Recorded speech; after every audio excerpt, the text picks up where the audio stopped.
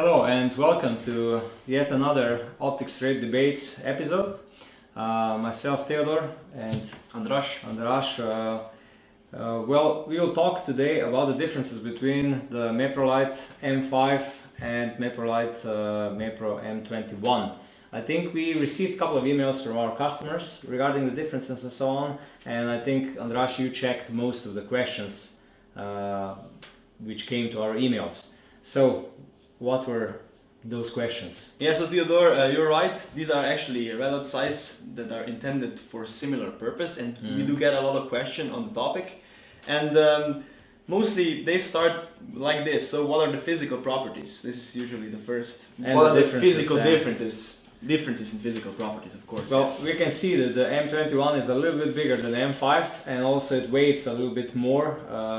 I think this one is around 360 grams, this one is around 310 grams, so 50 grams of difference and a little bit of difference in size.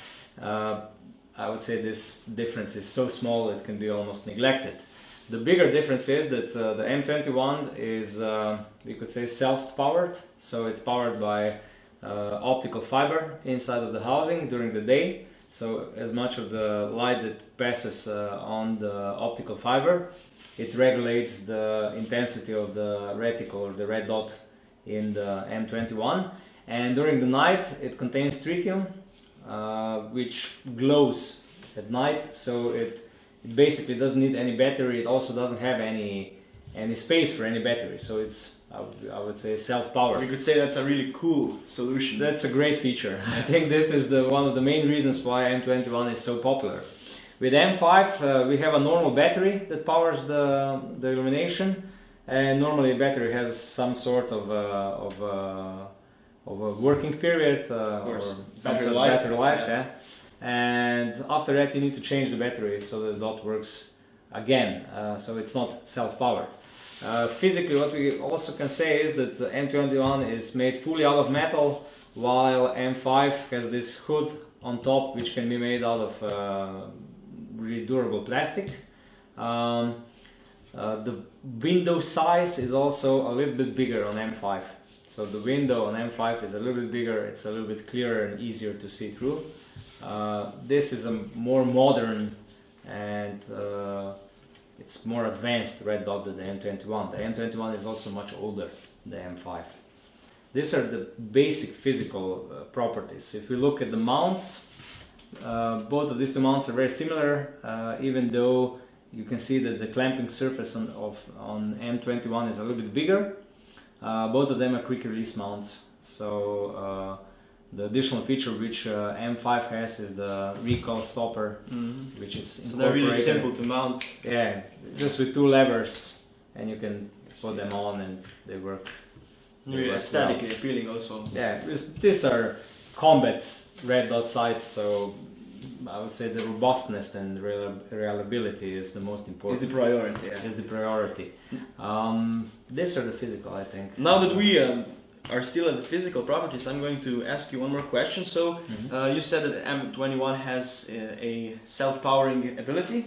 Are there any disadvantages to that or not? Well, the big advantage is that the situation that the battery will die doesn't exist with an M21. So it will always work. It will always work, and it's built like a tank. If you look at the housing itself, this is a dot which can really take some beating without a problem. It's really, really stiff. So it's made to work always. Yes. So to never fail.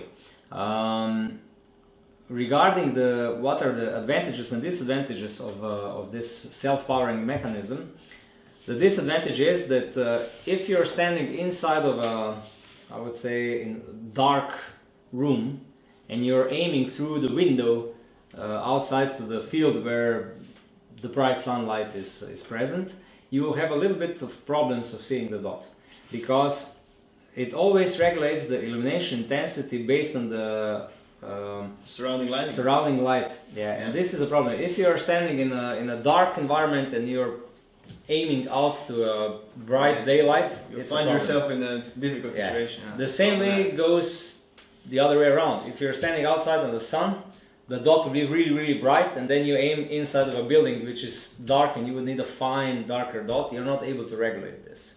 because it's regulated by the ambient light. So this is a small disadvantage, but on the other hand, it always works. Yes. So you gain something, you lose something. But I would say that most of the people will appreciate more what you gain with a red dot sight that doesn't need any battery, that works always, that is so robust. They will cherish this more than the disadvantages if in some specific situation where your ambient light is not, it's really different towards the ambient light of your target. I would say this is a small disadvantage, and situations like this are really rare. So you gain something, you lose something. It's like this. Yes, so okay, we've covered the physical properties. Now, physical properties are of course important in situations where dots are such as these are used, so in technical situations. Yeah, but they have to be robust. But what's also important is the optical properties. Now, what are the differences in optical properties? Well, you immediately see when you look through the M5 and the M21, you see that the M21 is a little bit older dot than the M5. It has quite a distinctive greenish tint, greenish blue tint. I would say this is because of the mechanism of self-powering the illumination. The window is a little bit smaller. It's completely round, but a little bit smaller. M5 has a huge window, and looking through the M5, you basically don't even notice that you're looking through something in between. It is so clear, without any distortion, without anything. With M21 you notice that you're seeing tint, you're seeing tint. You also, well, there is no distortion, but still you see that the window is a little bit smaller than on the M5. What is also different is that in M21 you only have a red-orange illumination of all the reticles. You have 4, I think, different options of reticles, which you can choose only when you're buying the dot. Yeah, you cannot switch between them. No. Yeah. You can choose either the 4 MOA dot, you can choose the bullseye dot, that means a circle dot. The triangle also, I think. Triangle, yeah, and so on. So you have different options. I like the triangle. This is interesting. I personally, I even own one of these dots and I have a triangle inside. I really like it. With N21, you basically have 2 options. At the moment, at the market, it's only 1, but in the next couple of months, before the end of 2018, there will be 4 options, and this is a dot and a circle dot. So 2 different types of reticle and then 2 different illuminations. Also in green, probably. Yeah, green and red. And you have the dot is really fine. Is only 1.8 MOA, so it's really fine, and it's good for precise. This one is a little bit bigger, right? Yeah, 4.3 MOA dot, and the bullseye dot, well, the circle dot is 2.2 MOA. What is also advantage of M5, you're able to fine-tune the intensity of the dot. This is the... So it has 4 levels, I think? Yeah, 4 levels. 1 is for night vision. Yes. The 4th level is for night vision. 1 is the strongest, 2 is a little bit is medium, 3 is the lowest setting, 0 is 0. Of course, yeah. The new versions at the end of this year will also have a button here in the middle of this rotating turret or rotating button, with which button you will be able to choose the intermediate levels of intensity. So it will have 8 intensity levels. Very delicious, yeah. I would say for such a tactical dot, even 4 is enough.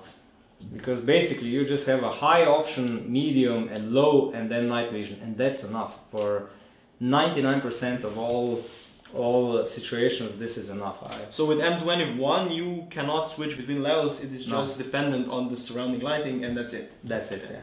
So these are basically the most common differences in optics, in optical performance. So in which situations would you recommend, for example, M21 over M5 and vice versa? Well, M5 is optically a better dot, but it needs a battery, and I would say, this is a matter of discussion, but I would say that M21 is probably more robust. It will sustain... A little bit heavier probably, yeah. Yeah, it's a little bit heavier, it's more bulkier, but it will sustain more. And I would say the M5 is for all those searching for optical performance. This is one of the best red dots on the market at the moment. So it's definitely very good. It has a huge window, really fine, precise dot, and optically it works flawlessly. The M21 is more for those who say, I want to have something which works always, where the battery life is not important, where it will sustain any kind of harsh treatment and so on. So the M21 it's a really perfect red dot for preppers. It can take a lot of beating as well, right? Yeah. So this is the robust choice that will always work. This is a choice which will work perfectly, optically speaking, but you will need a battery. And normally this is a much newer, more advanced red dot than this one, which was really tested a lot in the past, and it's battle proven and so on. What about the price? Is there any major difference? Or? M5 is around 15% more expensive, normally because of the optical performance and because it's because of different design and so on. But these are all both high quality. Yeah, these are both dots above 500 euros. These are both options for those who are searching really the top quality and top reliability. These are both of the dots will work really well in harsh environments, in situations where equipment shouldn't fail. This is a great choice. Both of the dots. Normally, if you're scared about battery life, then the M21 is the better choice. If you're more concerned about optical performance, then M5 is the perfect choice. Well, thank you, Theodore. That would be all from my side. Well, Andras, thank you. I think we covered most of the topics. If you forgot anything, please use comments on this YouTube video or send us an email. And if you like our channel, please subscribe.